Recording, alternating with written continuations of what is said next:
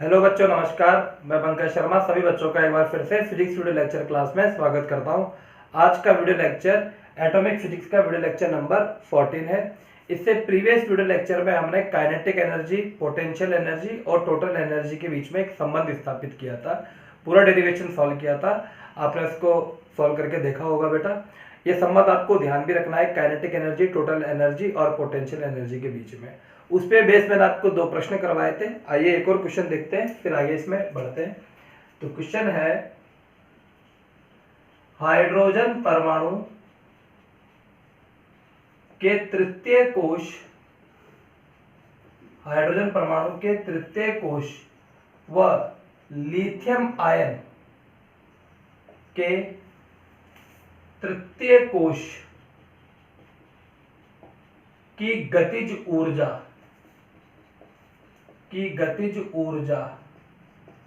का अनुपात ज्ञात करें। इन दोनों के बीच का काइनेटिक एनर्जी का रेशियो आपको फाइंड आउट करना है। तो देखिए कैसे करेंगे। सबसे पहले आपको फॉर्मूला पता होना चाहिए बेटा, बताया भी गया था आपको। चूंकि हम जानते हैं ई एन इजिकल टू होता है -z² upon n² into 13.6 electronvolt. अब मैं हाइड्रोजन परमाणु, यहां पर लिखा हुआ हाइड्रोजन परमाणु के तृतीय कोश व लिथियम के तृतीय कोश, तो H परमाणु के तीसरे कोश की बात कर लेता हूं। तो हाइड्रोजन परमाणु के तीसरे कोश के लिए Z इजिकल टू, हाइड्रोजन परमाणु के लिए Z इजिकल टू 1 है और N इजिकल टू कितना आ जाएगा, 3 आ जाएगा। तो यहां पर E3 किसकी बात कर रहा हूं मैं, E3 हाइड्रोजन परमाणु के लिए कितना आ जाएगा। यहां पर Z की वैल्यू रखेंगे 1² अपॉन 3² इंटू 13.6। इसे कैलकुलेट करोगे तो आपको वैसे भी पता है कि फर्स्ट कोश की एनर्जी होती है -13.6, सेकेंड कोश की होती है 3.4 और तीसरे कोश की होती है -1.51। तो यानी कि मैंने -1.51 इलेक्ट्रोवोल्ट। ठीक है बेटा। अब इसी प्रकार लिथियम आयन के तीसरे कोश की बात कर लेते हैं। तो लिथियम के लिए Z इजिकल टू 3 और N इजिकल टू, यहां पर भी 3, तीसरे कोश की बात कर रहे हैं। तो हाइड्रोजन हीलियम लिथियम परमाणु क्रमांक 3 और तीसरे कोश के लिए N इजिकल टू 3। तो E3 लिथियम के लिए Z² upon N², 3² upon 3² into 13.6, तो आंसर आ जाएगा -13.6 इलेक्ट्रोवोल्ट। ठीक है। अब ये तो टोटल एनर्जी की बात है। यहां पर हमें टोटल एनर्जी नहीं निकालना था, यहां क्या निकालना था, यहां पर हमें काइनेटिक एनर्जी का रेशियो फाइंड आउट करना था। तो बेटा इसके बीच में भी आपको एक संबंध पता है, वो निकाल लेते हैं। चूंकि हम जानते हैं, देखिए इधर, चूंकि काइनेटिक एनर्जी nवे कोश इजिकल टू होता है -E nवे कोश। तो हाइड्रोजन परमाणु के लिए तो क्या आ जाएगा बेटा, पहले हाइड्रोजन परमाणु की बात कर लेते हैं। काइनेटिक एनर्जी तीसरे कोश, यहां पर H परमाणु की बात कर रहा हूं, तो यहां पर आ जाएगा तीसरे कोश के लिए -1.51 इलेक्ट्रोवोल्ट। तो यह आ गया 1.51 इलेक्ट्रोवोल्ट, समीकरण नंबर 1। लिथियम के लिए, लिथियम आयन के लिए काइनेटिक एनर्जी तीसरे कोश, ये लिथियम की बात कर रहे हैं, वो आ रहा था -13.6 इलेक्ट्रोवोल्ट। तो आ जाएगा 13.6 इलेक्ट्रोवोल्ट सेकेंड।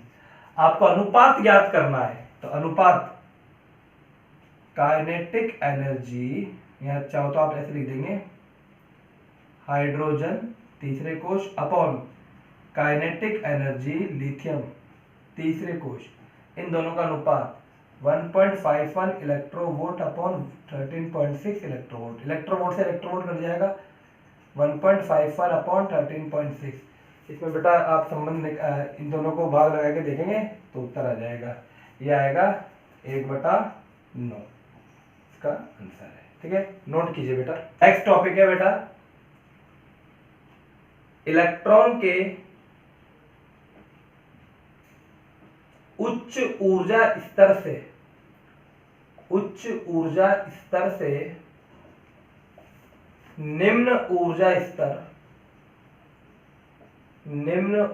स्तर में संक्रमण, ट्रांजैक्शन हो रहा है यहाँ पर संक्रमण, यानी उच्च N2 से कहाँ आ रहा है ये N1 में। इलेक्ट्रॉन के उच्च कक्षा से निम्न कक्षा में, यानी ऊपर वाली कक्षाओं से नीचे वाली कक्षाओं में ये आ रहा है। और क्या से उत्सर्जित, क्या ज्ञात करना है वो क्या लिखेंगे, निम्न ऊर्जा स्तर में संक्रमण से उत्सर्जित फोटोन की तरंगदैर्ध्य व आवृत्ति की गणना। ये नेक्स्ट टॉपिक है। बेसिकली ये वीडियो यहां से स्टार्ट होता है। इससे प्रीवियस वाला तो जो अभी क्वेश्चन कर रहा है वो प्रीवियस वीडियो लेक्चर का पार्ट था। ये एक नया टॉपिक है, इंपॉर्टेंट भी है। इसी में आप लाइमन, बामर, पास्टन, ब्रैकेट, फुंड सब यहाँ पर पढ़ेंगे। तो इसको पहले समझते हैं। इलेक्ट्रॉन के उच्च ऊर्जा स्तर से निम्न ऊर्जा स्तर में संक्रमण से उत्सर्जित फोटोन की तरंगदैर्ध्य व आवृत्ति गणना। दो चीजें ज्ञात करनी है, एक तरंगदैर्ध्य और एक आवृत्ति, यानी वेवलेंथ और फ्रीक्वेंसी। देखिए बेटा, एक्चुअली है क्या, यहाँ पर थोड़ा डायग्राम में समझेंगे। ये नाभिक है, ये पहली कक्षा, दूसरी कक्षा, तीसरी कक्षा,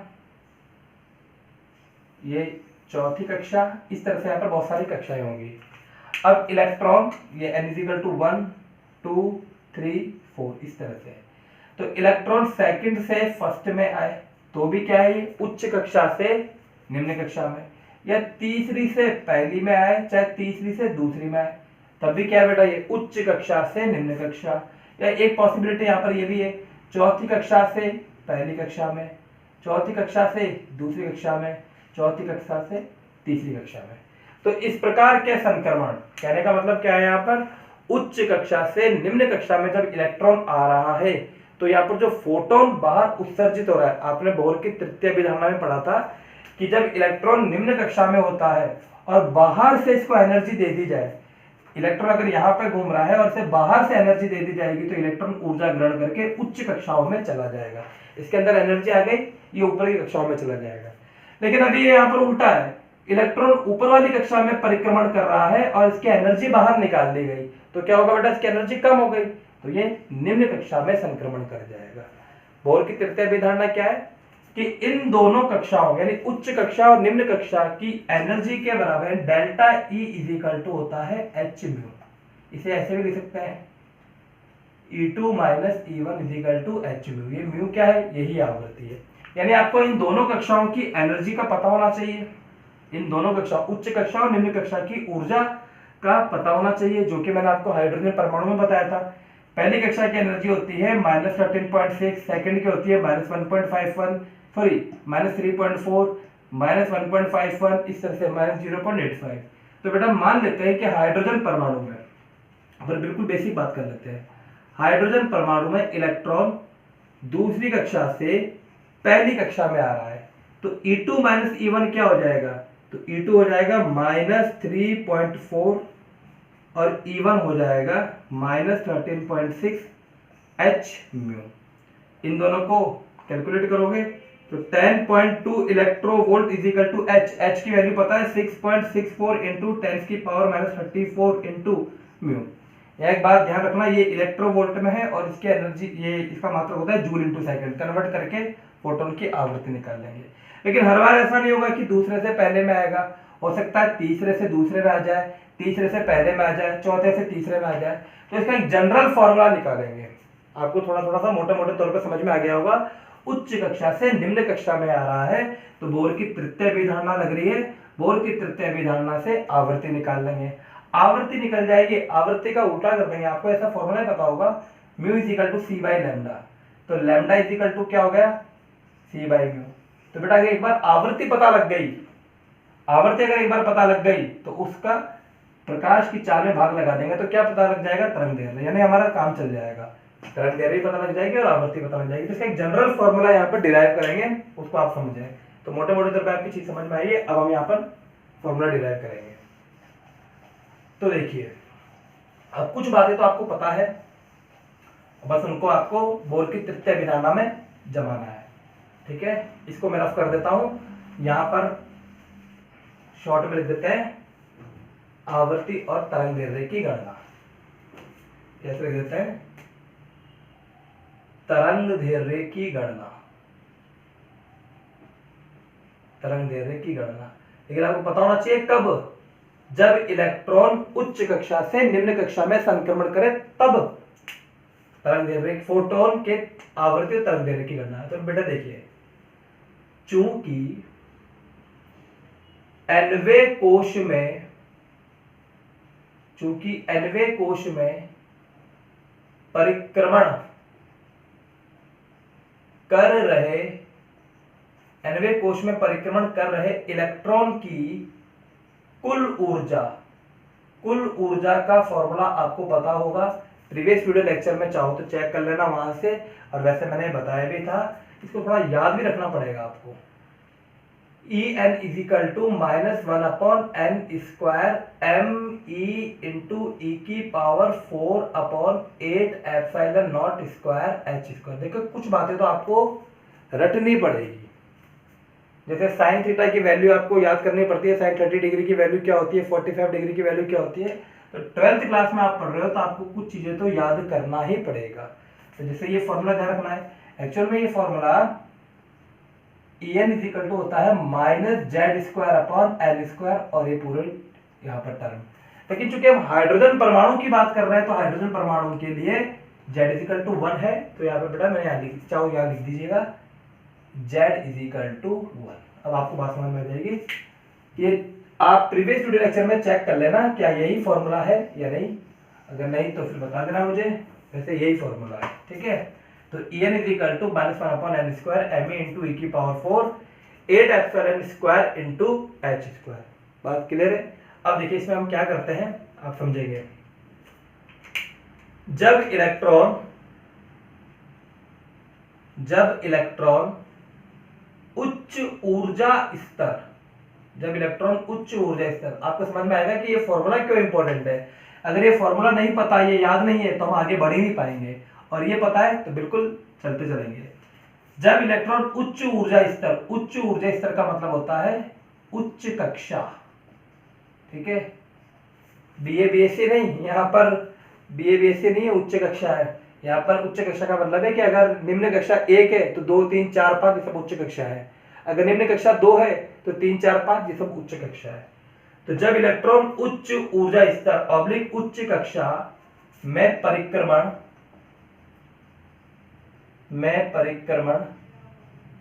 कर रहा हो, जब इलेक्ट्रॉन उच्च ऊर्जा स्तर में परिक्रमण कर रहा हो तो उसकी ऊर्जा, अब आप कैसे लिखोगे, यहां अच्छे से समझ लेना। En की जगह लिखा आपने En2, क्योंकि कहां पर परिक्रमण कर रहा है, उच्च कक्षा में। उच्च कक्षा को N2 से लिखा जाता है और निम्न कक्षा को N1 से लिखा जाता है, बराबर n की जगह n²। अंदर सब नियतांक है तो नियतांक एज इट इज आ जाएंगे, इनमें कोई तकलीफ नहीं, चाहो तो यहां देख लेना, ठीक है। ये आ गया समीकरण नंबर 1, बात क्लियर है। जब इलेक्ट्रॉन उच्च ऊर्जा स्तर परिक्रमण कर रहा हो तो उसकी ऊर्जा, इसी प्रकार जब इलेक्ट्रॉन निम्न ऊर्जा स्तर मतलब निम्न कक्षा में परिक्रमण कर रहा हो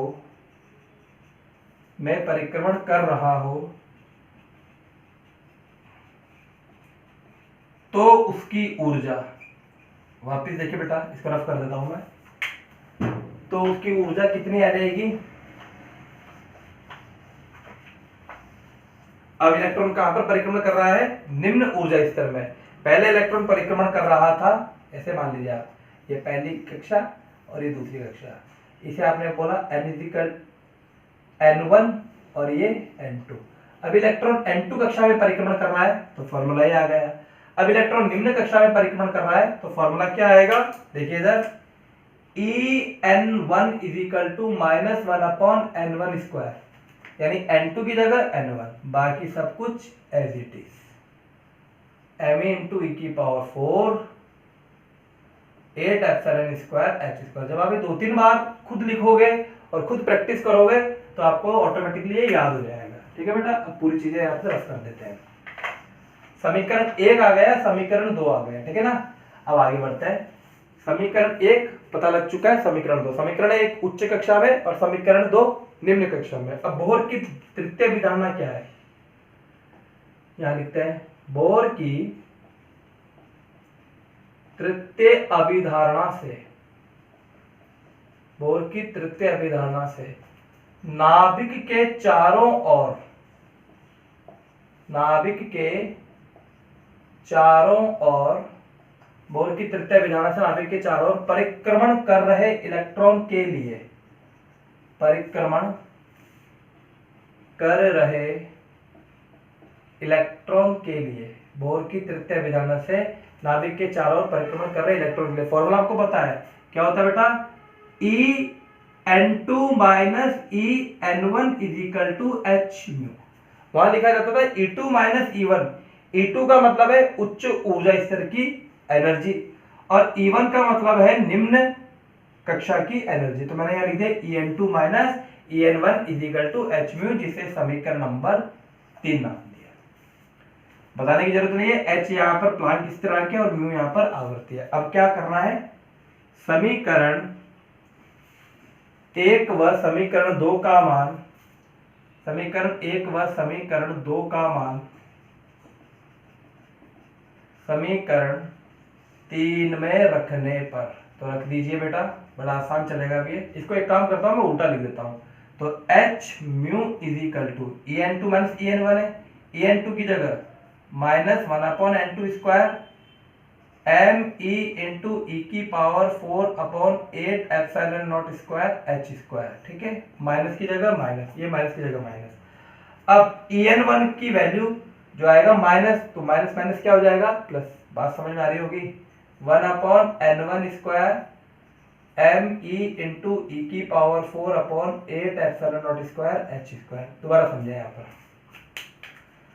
बोर की तृतीय विधारणा आई En2 minus En1 is equal to H mu. मैंने इसको उल्टा लिख दिया, उल्टा करें तो क्या हुआ, ये एच म्यू यहाँ पर आ जाएगा, h mu is equal to En2 minus En1। जैसे x is equal to y तो y is equal to x, वही बात है यहाँ पर। तो h mu is equal to En2 का formula minus 1/n2 square m e into e की power 4/8 epsilon square into h square. और यहाँ पर माइनस की जगह माइनस लिखा और फिर En1 का फॉर्मूला है En1 is equal to minus 1/n1 square. तो 2 बार माइनस है तो बेटा क्या आ गया, प्लस आ गया। बात अच्छे से समझ गए होंगे, तो इसको रफ कर लेते हैं।